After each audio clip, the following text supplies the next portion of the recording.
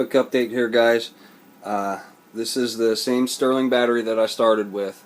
I'm at the beginning of day 6 now. I let it charge all night last night. I was able to push the battery up to about 14.64, and here's where we're at. The load I'm running is 3.3 amps. We're holding steady at 12.5. This load has been running for about 15 minutes now.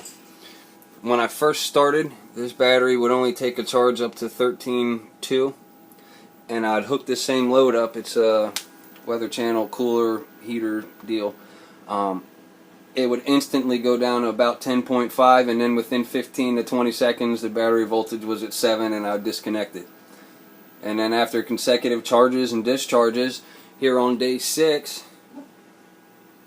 now we're running in the realm of 15-20 minutes running this, and it's holding steady. The Bedini Energizer, guys, it works. Research this thing. Do not throw your batteries away. I got 5 other batteries that I got from an RV place, and they wouldn't take a charge, so they were going to throw them out. And they're all good deep cycle batteries. I just clean the outsides of them off, check the water levels in them, make sure they're right. If not, put a little distilled water in there, fill them up to the right levels, and start the process. And it seems to be working fairly well. Probably by the next day or two, this battery should be completely ready to go. And I have another battery, the same type. I'm going to start on it. So there's a quick update. Here we are at the end of this discharge cycle. We just hit 10.5. I'm going to let it drop just a little bit more. From what I've heard and read, you're not supposed to take a battery below 10.5 on discharge under load. But I'm not sure if I did this right. At the beginning, I couldn't even hook a load up to it without it dropping below 10. So what I did is I just let it run until it kind of reached a plateau, and then that's when I shut it off. And that plateau seemed to be around 7 to 7.5 volts at the start of this.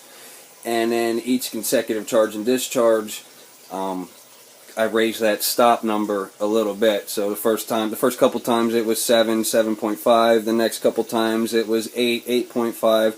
And now these last couple times here I've been running it down to 10, 10.5. This has been about 43, 44 minutes on this discharge, which is the longest one yet. The last discharge took about 25, 28 minutes, somewhere in there. We're back on charge now. If you guys notice here, we made some upgrades to the Energizer. I've now put a cap dump on here.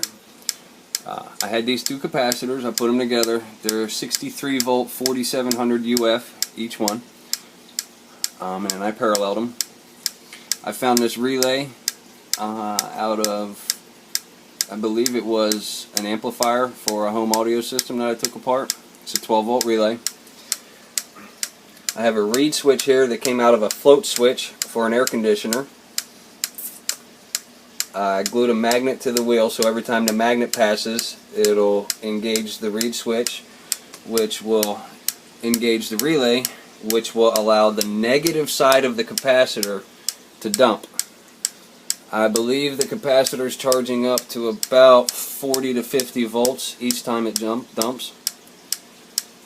And as John Bedini says, they find it better to leave the positive side hooked up so that it'll pre-potentialize the plates in the battery, and then when the negative side dumps, it'll release all the radiant energy stored in the capacitor and allow it to go into the battery.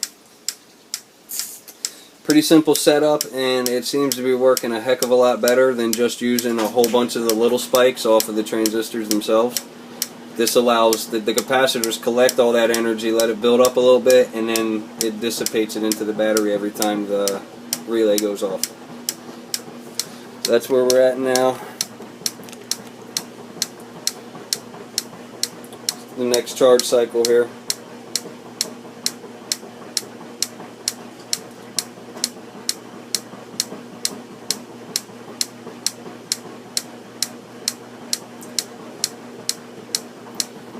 And we'll let her go. So that's where we're at. Thanks, guys.